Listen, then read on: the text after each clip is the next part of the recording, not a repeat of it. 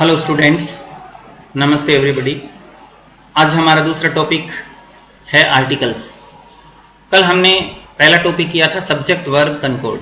Articles एक ऐसा topic है जो कि 6th से लेकर के 12th तक और उसके बाद कॉम्पिटिटिव एग्जाम, जितनी भी प्रतियोगी परीक्षाएं हैं, पटवारी की एग्जाम, चाहे आप आंगनबाड़ी सुपरवाइजर का एग्जाम, एलडीसी का एग्जाम, बैंकिंग का एग्जाम, अकाउंटेंट का एग्जाम, कोई भी एग्जाम आप ले लीजिए, सभी में आर्टिकल्स के ऊपर क्वेश्चंस पूछे जाते हैं।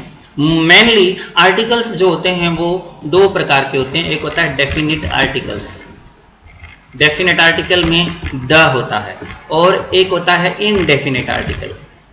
इनडेफिनिट आर्टिकल, इनडेफिनिट आर्टिकल जो होता है उसमें दो होते हैं, ए और एन। ये दो आर्टिकल ऐसे होते हैं जो इनडेफिनिट आर्टिकल होते हैं। बात अगर हम करते हैं इनके यूज की, तो सीधा अपने क्वेश्चंस के ऊपर आ जाते हैं। क्वेश्चन है आई हैव बुक, ठीक है ना, और उसके बाद फिर शुरू होता है book is very informative, book is very informative. दूसरा आई या दूसरा ये लिख लीजिए, there was house, there was house and house was very large. इन दो सेंटेंसेस में देखिए, पहली बार बुक आ रहा है, इसका मतलब इससे पहले ए लगाएंगे। दूसरी बार बुक आ रहा है, इसका मतलब इससे पहले द लगाएंगे। I have a book, the book is very informative, मेरे पास एक बुक है और बुक जो है वो बहुत इंफॉर्मेटिव है।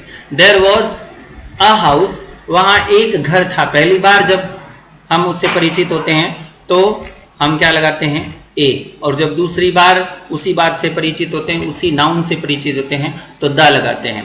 तो इनडेफिनेट आर्टिकल ए का यूज या ए एन का यूज, जैसे I found ink pot, I found ink pot. अभी इसी तरीके से द, अभी इसको दोबारा से शुरू करें, the ink pot was very expensive. इस तरीके से आ जाए, I found an ink pot, the ink pot was very expensive. यहां एन लगा रहे हैं इंक पोट से पहले और यहां लगा रहे हैं द। पहली बार आता है तो इनडेफिनिट आर्टिकल यानी ए या एन लगाते हैं। पहली बार किसी पर वस्तु से परिचित होते हैं तो या ए या एन लगाते हैं, और वही बात जब किसी लाइन में बार बार आती है तो उसके बाद जितनी बार आएगी तो हम द का यूज करेंगे। एक तो मोटा मोटी इसका यूज ये होता है। दूसरी बात, हम सीधा क्वेश्चंस के ऊपर ही आ जाते हैं कि आर्टिकल्स जो होते हैं उसमें ए एन का यूज कैसे करते हैं। ए एन का यूज कैसे करते हैं, सीधी मोटी मोटी बात बताएं तो ए का जो यूज करते हैं, ए का यूज करते हैं, ए के यूज के लिए 3 शर्तें होनी चाहिए। कंसोनेंट साउंड होनी चाहिए। कंसोनेंट साउंड का मतलब कै से लेकर के गे तक की आवाज आनी चाहिए किसी भी नाउन से की शुरुआत में। दूसरी बात, वो काउंटेबल होनी चाहिए, काउंटेबल। काउंटेबल का मतलब उसको गिना जा सके, वो होनी चाहिए। तीसरी बात, वो सिंगुलर होनी चाहिए। यानी 3 शर्तें अगर पूरा करता है, कंसोनेंट साउंड हो, कैक से लेकर के गे तक की आवाज से शुरू हो। दूसरी बात, काउंटेबल हो मतलब गिना जा सके। तीसरी बात, वो सिंगुलर हो तो उससे पहले एन लगाएंगे, सॉरी उससे पहले ए लगाएंगे। उससे पहले ए लगाएंगे कैसे, देखिए एग्जाम्पल, ही इज, अब आपको दे दिया university professor, he is university professor. अब देखिए यूनिवर्सिटी यह से शुरू हो रहा है, यह यज्ञ, तो इसका जो आंसर आएगा वो क्या आएगा, ए आएगा। यह से शुरू हो रहा है ना, आवाज उसकी यह है, और यूनिवर्सिटी प्रोफेसर क्या है, काउंटेबल नाउन है, गिना जा सकता है, यह से शुरू हो रहा है। प्रोफेसर सिंगुलर है तो इसलिए यह से शुरू हो रहा है। इसी तरीके से आगे क्वेश्चन है, द वर्कर्स हैव फोरम्ड, अब यूनियन, अब यूनियन में यह की आवाज आ रही है तो यह यज्ञ से यूनियन सिंगुलर है, एस नहीं लगा हुआ, यूनियन सिंगुलर है, यह की आवाज कंसोनेंट है, काउंटेबल है, एक यूनियन, दो यूनियन, तीन यूनियन गिना जा सकता है, इसका मतलब ए लगाएंगे। A union. तो इसी तरीके से अभी आप दूसरे में देखिए, दूसरे में आप इसका यूज कर सकते हैं, जैसे दे परचेज्ड टेबल। अब दे परचेज्ड टेबल, टे से शुरू हो रही है, टेबल टे से शुरू हो रही है, कंसोनेंट है यानी व्यंजन ध्वनि है। टेबल्स नहीं है, टेबल है, मतलब सिंगुलर है, और टेबल को गिना जा सकता है, इसका मतलब काउंटेबल भी है। तो अपने क्या भरेंगे यहां पर भी अपने को ए ही भरना पड़ेगा। तो ये है ए के लिए तीन शर्तें हैं, कंसोनेंट साउंड हो, काउंटेबल नाउन हो, सिंगुलर हो। अब हम बात अगर एन की करें तो एन की भी बात आपको ध्यान में रखना है, वो वोवल साउंड होनी चाहिए। वोवल साउंड मतलब ए से लेकर के एह तक की आवाज, ए आ ई से लेकर के एह तक की आवाज, री नहीं होता इसमें शामिल, वोवल साउंड से होनी चाहिए। दो शर्तें वही रहती है, काउंटेबल होनी चाहिए, सिंगुलर होनी चाहिए। कैसे? देखिए, आपका ये क्वेश्चन देखिए, हियर इज एग। अब एग में ए की आवाज आ रही है ना, ए की आवाज, तो क्या भरेंगे इसमें? एन। दूसरा क्वेश्चन देखिए आप, he is M A in English. M की आवाज करते, ए से शुरू हो रही है, एम बोलते हैं तो एम, ए में ए की आवाज है ना, तो ए की आवाज है तो क्या भरेंगे? An M A in English, an M A in English. यहां पर एम से मैं की आवाज नहीं आ रही है, एम बोलते हैं तो ए की आवाज पहले आ रही है, तो अपने क्या करते हैं? एन एम ए लिखेंगे, ना कि ए एम ए। तो ठीक है ना, ना कि ए एम ए। इसी प्रकार का एक क्वेश्चन और है आपको, I want to purchase HMT watch. अच्छा देखो, HMT वॉच, H मतलब N, H में H बोलते हैं तो A से शुरू होती है तो N की आवाज आ रही है, तो अपने क्या भरेंगे यहां पर?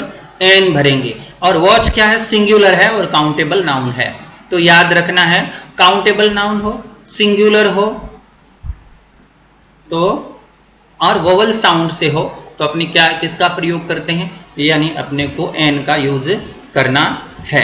अब देखिए कुछ एग्जाम्पल और भी देख सकते हैं आप इसमें। We shell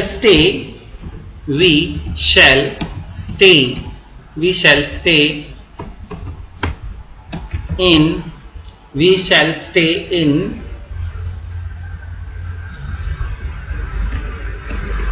hotel. अब होटल बोलते हैं, होटल और होटल दोनों ही लागू है, वहां पर ए का ही यूज करेंगे, ध्यान रखना। होटल नहीं होता, होटल होता है, होटल बोलते हैं। जहां है की साउंड बोलेंगे तो ये कुछ बता देता हूं मैं आपको, कुछ ऐसे वर्ड हैं जिनमें है, और जैसे हम्बल, अम्बल भी बोलते हैं, हम्बल भी बोलते हैं, ह्यूमिलिटी भी बोलते हैं, ह्यूमिलिटी भी बोलते हैं, होटल भी बोलते हैं, होटल भी बोलते हैं, हॉस्टल भी बोलते हैं, हॉस्टल भी बोलते हैं, हॉस्पिटल भी बोलते हैं, हॉस्पिटल भी बोलते हैं। तो एच जिसमें म्यूट माना जाता है ना, जहां पर प्रोनाउंसिएशन कंसोनेंट होता है, तब तो अपने ए भरेंगे। कोई होटल बोलता है तो ए होटल, और होटल बोलता है तो एन होटल। तो यहां आपको कंफ्यूज नहीं होना है। कंफ्यूजेबल वर्ड ज्यादातर पूछे भी नहीं जाते एग्जाम के अंदर, कॉम्पिटिटिव एग्जाम में ऐसे नहीं पूछे जाते, तो इस क्वेश्चन को मैं नहीं ले लेता हूं। अगला क्वेश्चन देखिए आप, अगला क्वेश्चन है, दिस इज यूजफुल मेडिसिन। अब useful medicine, medicine singular noun है, लेकिन यूजफुल में य से शुरू हो रही है, यानी एडजेक्टिव से पहले अपने ए का यूज करते हैं। य की आवाज है, काउंटेबल है और कंसोनेंट साउंड है, तो क्या भरेंगे? ए भरेंगे। यूजफुल, ठीक है ना, यूजफुल। तो ये आपको ध्यान में रखना है। नेक्स्ट देखिए, there is ink pot on the table. Ink pot में ई की आवाज आ रही है, और इंक पॉट क्या है? इंक पॉट क्या है? काउंटेबल नाउन है और सिंगुलर भी है, काउंटेबल है और सिंगुलर भी है, तो अपने एन का यूज करेंगे। तो there is an ink pot on the table, ठीक है ना। अब इसी तरीके से एक सेंटेंस देखिए,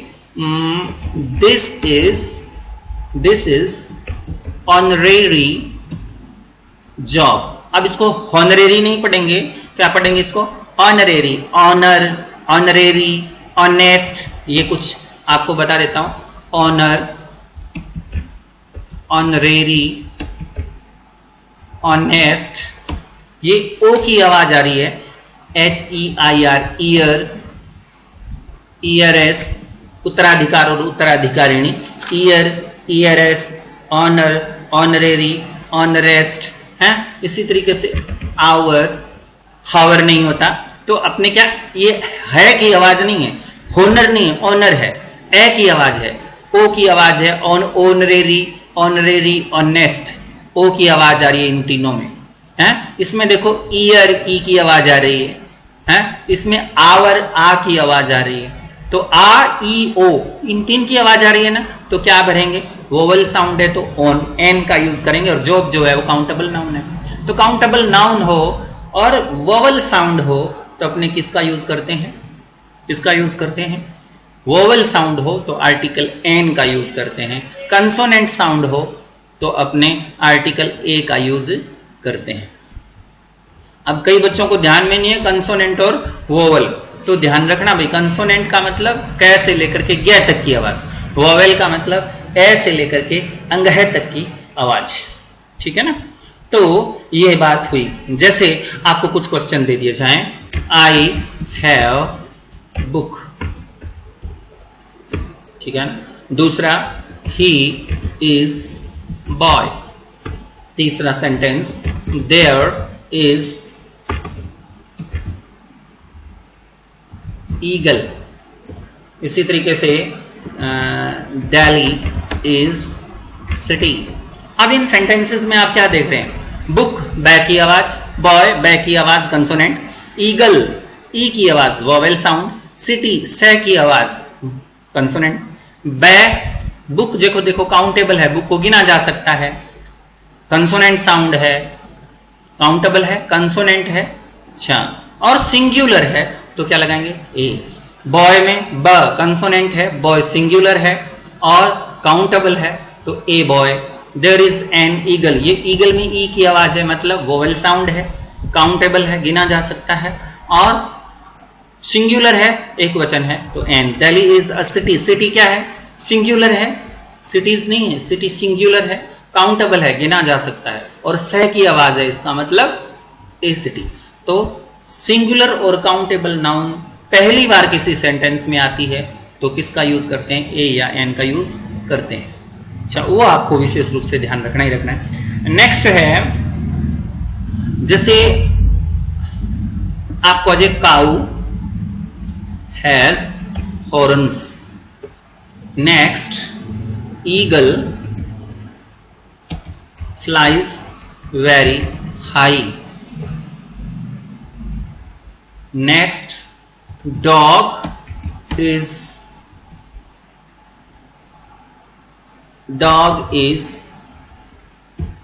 faithful animal.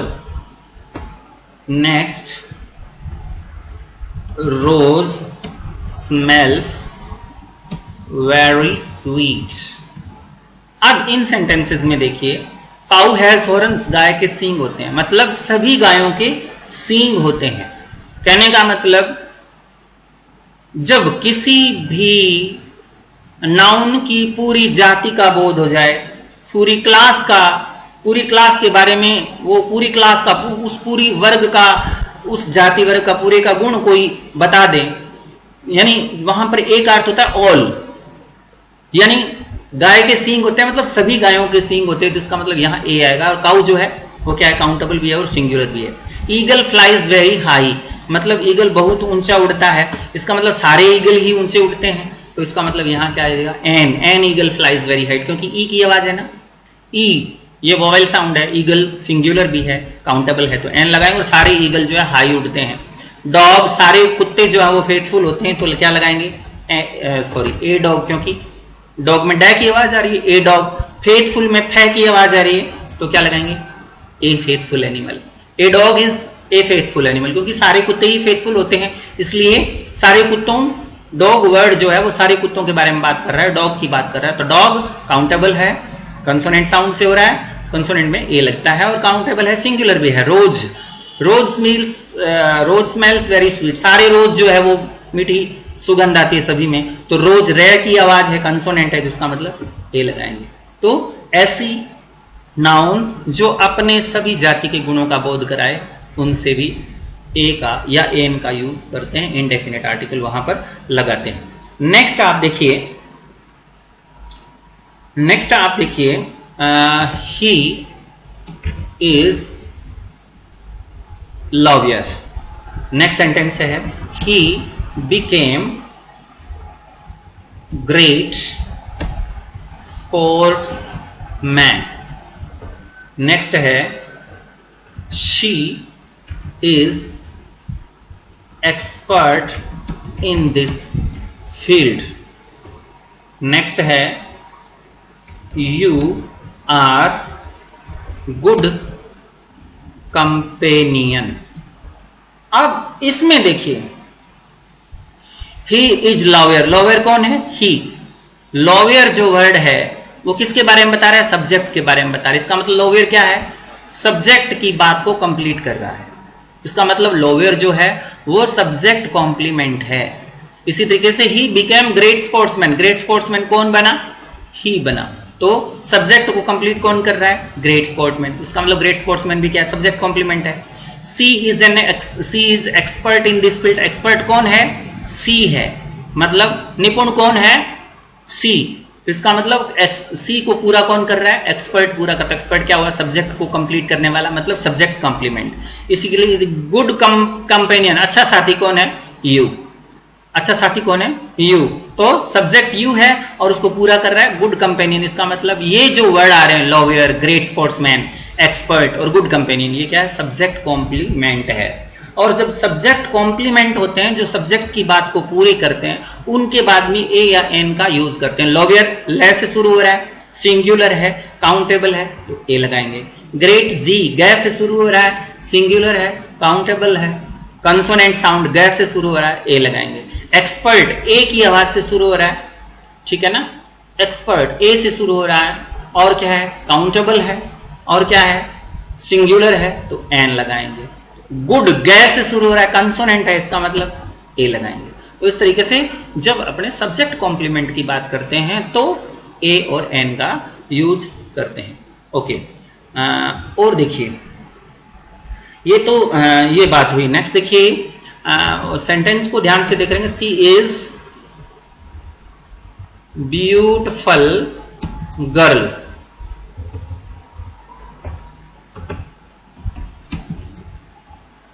नेक्स्ट है he is honest man. He is very honest man. Next है this is old rare book. अब ये सेंटेंस ध्यान से, सी इज ब्यूटीफुल गर्ल। अब देखिए, गर्ल नाउन है, लेकिन ब्यूटीफुल क्या है? उसकी विशेषता है, मतलब एडजेक्टिव है। विशेषण को क्या कहते हैं? एडजेक्टिव। और गर्ल नाउन है। तो कई बार नाउन से पहले नहीं आता, किससे पहले आता है? एडजेक्टिव से पहले आता है। एडजेक्टिव से पहले आर्टिकल का यूज करते हैं। लेकिन बात यह है कि अब अपने को क्या देखना है? एडजेक्टिव की साउंड देखनी। ब्यूटीफुल ब, ऑनेस्ट ओ, वेरी व, ओल्ड ओ, ये आवाज देखनी है अपने को। तो ये ब्यूटीफुल क्या है? एडजेक्टिव है। ऑनेस्ट क्या है? मैन है, वो ऑनेस्ट है। मैन तो नाउन है, और ऑनेस्ट क्या है? एडजेक्टिव। तो ऑनेस्ट एडजेक्टिव है। अब देखो, मैन नाउन है, ऑनेस्ट एडजेक्टिव है, और एडजेक्टिव से पहले जो आ गया वो होता है एडवर्ब, क्रिया विशेषण। इसको कहते हैं जो एडजेक्टिव की विशेषता बता दे, वो एडवर्ब है। तो देखिए, मैन नाउन है, ऑनेस्ट एडजेक्टिव, और वेरी क्या है? एडवर्ब है। तो इसका मतलब क्या हुआ? एडवर्ब से पहले भी लगा सकते हैं, लेकिन एडवर्ब की साउंड देखनी पड़ेगी, वी, वह। इसी तरीके से बुक नाउन है, रेयर एडजेक्टिव है, ओल्ड एडवर्ब हो गया, ओल्ड रेयर बुक हो गया ना।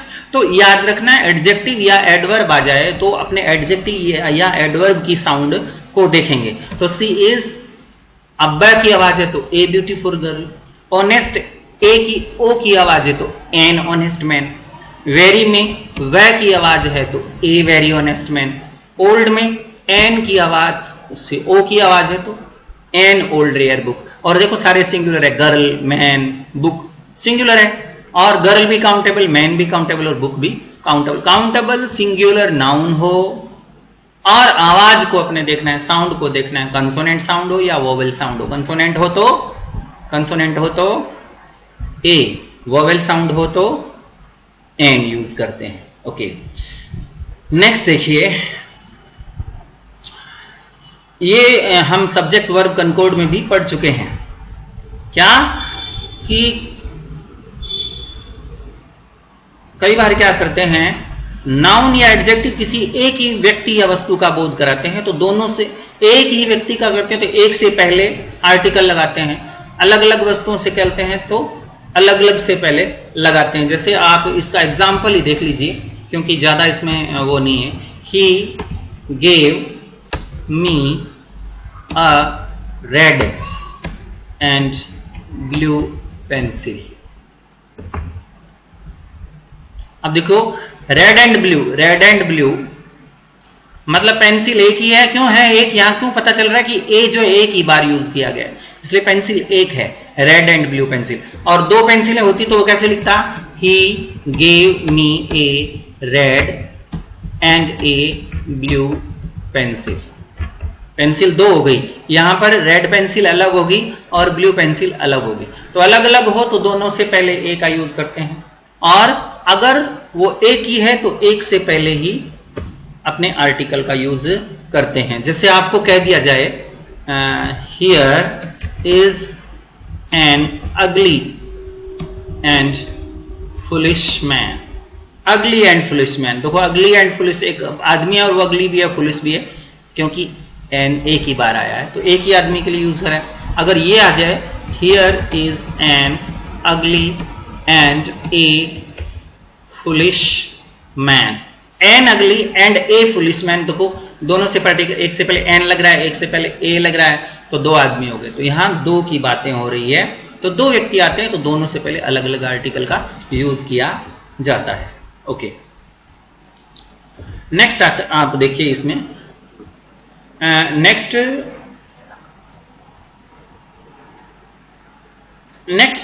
सेंटेंसेस देखिए।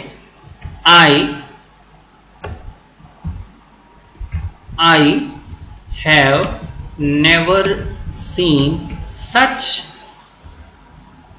beautiful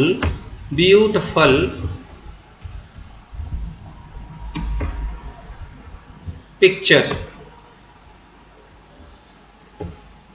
इसी तरीके से such thing has never happened before। ऐसे ही it was such fine show। इसी तरीके से आपको आएगा, he gave us such pleasant surprise। अब ये सेंटेंसेस देखिए, अब इन सेंटेंसेस में क्या होता है, countable noun, picture, thing, show countable है ये सारी की सारी। सरप्राइज, ठीक है ना, ये नाउन है। Picture, show, sorry, picture, show, thing, surprise, ये सब काउंटेबल है। लेकिन इनसे पहले एडजेक्टिव है ब्यूटीफुल पिक्चर। पिक्चर कैसी? Beautiful picture.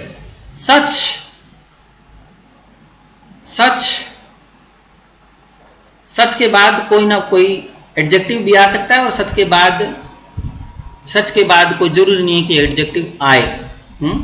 फाइन एडजेक्टिव है, शो कैसा है? फाइन है। सरप्राइज कैसा है? प्लीजेंट है। तो सच के बाद ए एन का यूज करेंगे। तो ब्यूटीफुल के लिए बा ए, सच अ ब्यूटीफुल। इसी प्रकार such a thing, such a fine show, क्योंकि फै से शुरू हो रहा है। सच अ प्लीजेंट, सच के बाद ए लगाना ही, ए या एन लगाएंगे। प्लीजेंट पै से शुरू हो रहा है तो ए, फाइन फै से शुरू हो रहा है तो ए। इसी तरीके से थिंक थै से शुरू हो रहा है तो ए, ब्यूटीफुल बा से शुरू हो रहा है तो ए। तो याद रखना है सच ए या सच एन का यूज करते हैं, ठीक है ना, ठीक है ना। तो याद रखना है सच ए या सच एन का यूज अपने करते हैं। कुछ सेंटेंस आप और देखिए।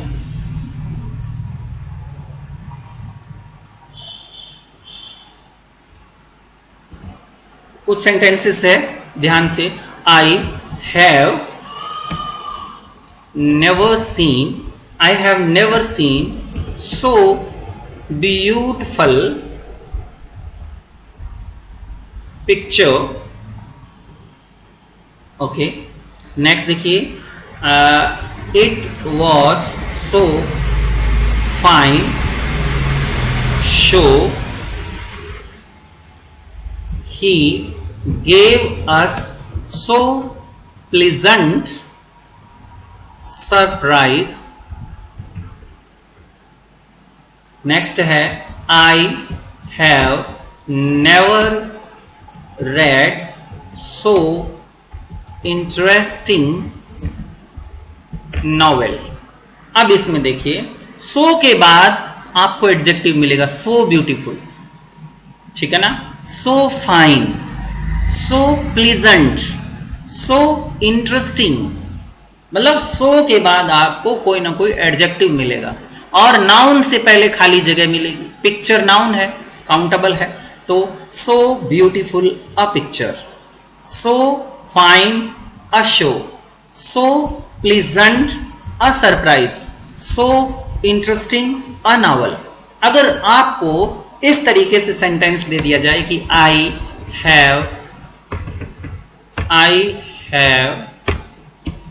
नेवर ऑब्लिक रेड सो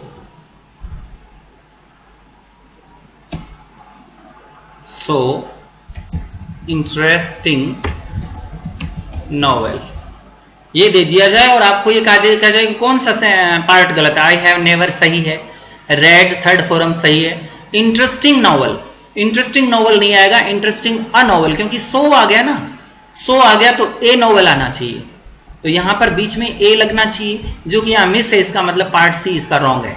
तो कई बार गलती ढूंढने के लिए एरर बता देता हूं। आंगनबाड़ी कार्यकर्ता का जो एग्जाम है या जो EMRS में लैब असिस्टेंट का एग्जाम है या प्रिंसिपल का एग्जाम, उसमें ऐसा ही दिया गया है कि इंटरेस्टिंग ए नॉवल या इंटरेस्टिंग नॉवल दिया होगा तो गलत है, सो दिया हुआ इंटरेस्टिंग नॉवल नहीं आ सकता है। या आपको पीछे वाले में से आपको इस तरीके से दे दिया जाए कि आई have never scene such beautiful picture. अब आपको ये दे दिया जाए, अब देखो सच ब्यूटीफुल नहीं आ सकता, सच अब्यूटीफुल होता है, तो सच ब्यूटीफुल नहीं आ सकता, यहां गलत है। तो यहां पर आपने क्या कर लिया, इसकी एरर पकड़ ली। तो एरर पकड़ने वाले क्वेश्चन भी आपको दिए जा सकते हैं। तो सच के तुरंत बाद और सो के बाद क्या आता है, सो के बाद कोई ना कोई एडजेक्टिव आता है, फिर नाउन से पहले आर्टिकल का यूज किया जाता है। इसी तरीके से नेक्स्ट सेंटेंस देखिए, व्हाट हॉट डे। इसी तरीके से आपको आ जाए व्हाट क्रूअल एक्ट, ठीक है ना। इसी तरीके से आपके व्हाट प्रेटी चाइल्ड, आपको व्हाट गुड चांस, इसी तरीके से व्हाट अनफॉर्चुनेट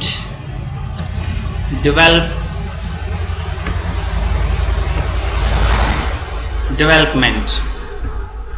अब इसमें ये सारे के सारे आपको क्या दिखाई दे रहे हैं, एक्सक्लेमेशन का निशान है इसमें। व्हाट वाले एक्सक्लेमेशन का मतलब इसमें आदिबोधक चिन्ह लगा होगा, इसमें एक्सक्लेमेशन का निशान होगा, ये ऐसा निशान होगा। और सेंटेंस कहां से शुरू होगा? What, what a hot day, तो डे सिंगुलर है तो what a hot day, what a cruel act कैसे शुरू हो रहा है? What a pretty child, what a good chance. अब ये अनफॉर्चुनेट ऐसे शुरू हो रहा है तो आपको पता है ए वॉवेल साउंड है तो हम एन लगाएंगे, व्हाट एन अनफॉर्चुनेट डेवलपमेंट। तो याद रखना है एक्सक्लेमेशन होता है तो एक्सक्लेमेटरी सेंटेंसेस में व्हाट के जस्ट आफ्टर अपने ए या एन का यूज करते। ओके, इस तरीके से आपको इसको विशेष रूप से ध्यान रखना है। नेक्स्ट सेंटेंस देखिए, कई बार ये दिया जाता है, couple of people were there, couple of people were there. Next है, he gave me 1,000 rupees। Next है, great many visitors had turned up। Next है, score of houses had been damaged। ये देखिए, इनमें देखिए आपको क्या दिखाई दे रहा है? कपल, कपल क्या है? एक न्यूमेरिकल एक्सप्रेशन है, न्यूमेरिकल एक्सप्रेशन संख्यात्मक पद है, संख्यात्मक पद है, कपल ऑफ पीपल है, 1,000 रुपीज, ठीक है ना। Great many visitor, great many ये भी क्या है? ग्रेट मैनी बहुत सारे, ये भी क्या है? संख्यात्मक पद है, या यूं कहें न्यूमेरिकल एक्सप्रेशन है, न्यूमेरिकल एक्सप्रेशन है। स्कोर ऑफ हाउसेस, ये भी स्कोर क्या है? ये भी न्यूमेरिकल एक्सप्रेशन है। ऐसे ही आपको आ सकता है dozen, score, 100, million, lot of, great many. तो ये इन सब से पहले ज्यादातर क्या होता है? ए वर्ड का यूज या एन वर्ड का यूज होता है। लिखेंगे a couple of, A 1,000 rupees, a great many, a score of houses. याद रखना, a couple of people, he gave me 1,000 rupees, a great many visitors had turned up. Great many सीधा नहीं होता, a great many. अब lot of सीधा नहीं होता, a lot of. इसी तरह से ए स्कोर ऑफ हाउसेस। तो सही की आवाज यहां पर भी अपने क्या करते हैं? आर्टिकल का यूज करते हैं। तो इस तरीके से आर्टिकल का यूज करते समय पूरा विशेष रूप से आपको ध्यान रखना है, पूरा ध्यान रखेंगे तभी आप आर्टिकल के क्वेश्चंस जो है वो सॉल्व कर पाएंगे। इसी तरीके से देखिए, the train is running at 90 kilometres hour. Next है, bananas are available at 10 rupees kilo.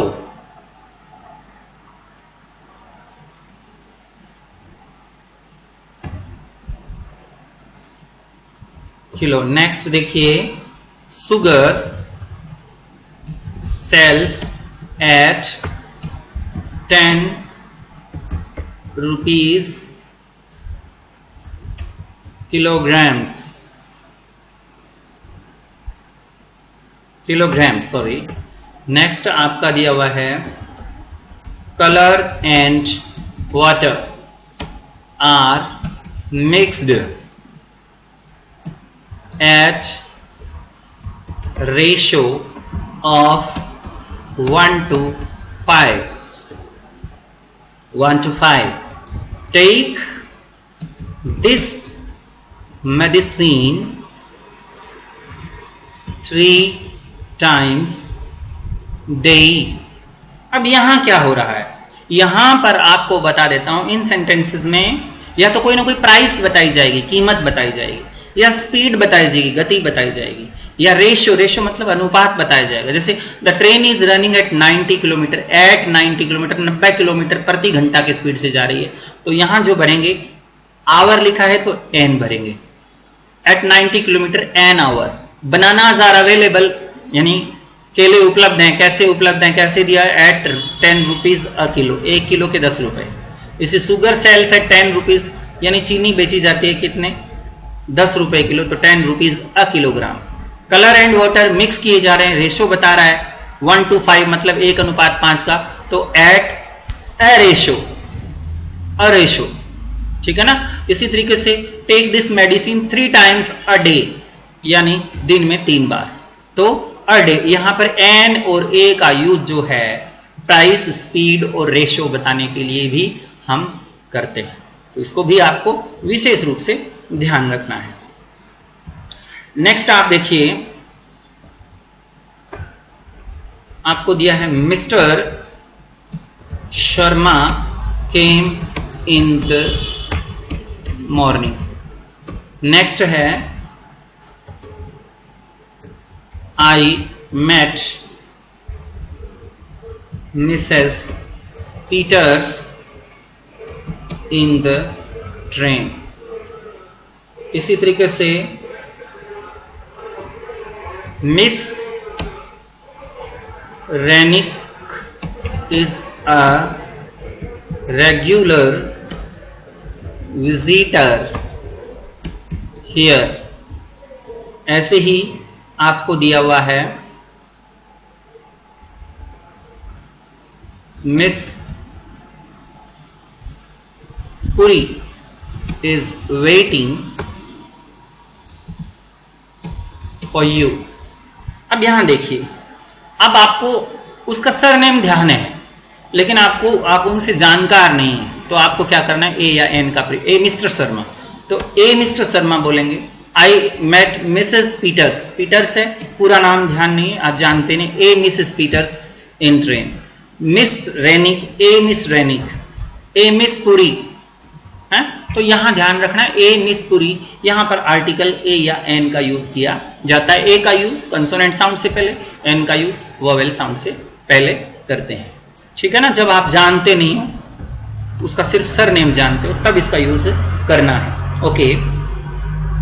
इसी तरीके से कुछ हियर इज लिटिल मिल्क, हाँ, हियर आर फ्यू पेंसिल्स। ऐसे ही इज लिटिल टायर्ड। इसी तरीके से आपको देयर इज टाइम लेफ्ट।